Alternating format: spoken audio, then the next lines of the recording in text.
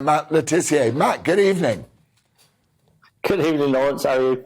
Was Gary Neville always like this? That's a good question, actually. Always like what? Are you suggesting always been a hypocrite? Is that what you're suggesting? Matt, I wouldn't want to put words in your mouth.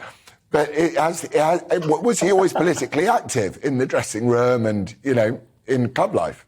Well, I think he was always very vocal, from what I hear in the Manchester United change room. I think he may have been the PFA rep at Manchester United, as far as I'm aware. I stand to be corrected on that if I'm not right.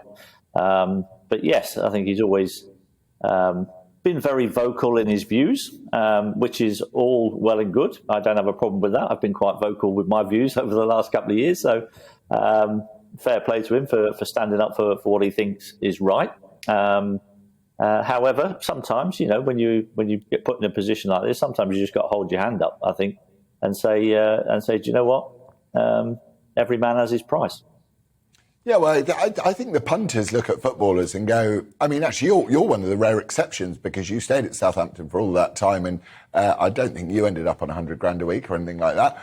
But is it weird that these flash footballers are acting in this morally superior way until the money is right, and then they throw all that out the window? As I said, Lawrence, I think every man has his price, and obviously Gary is being paid enough money for him to actually say, well, do you know what, I might be able to turn a blind eye to this, or he probably thinks that he'll be able to raise issues. I don't know. He may want to sit on being and raise issues that he thinks are worth talking about. I'm not quite sure how that's going to work, but good luck to him if he does do it. And I'll be the first one to pat him on the back if he does bring up those issues whilst working in Qatar. Or maybe he could do what Lewis Hamilton does, which is wear a pride flag on his helmet and not talk about it.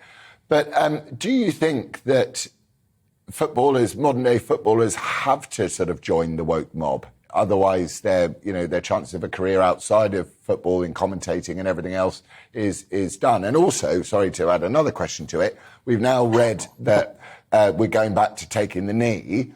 What are we taking the knee to? What are they taking the knee to?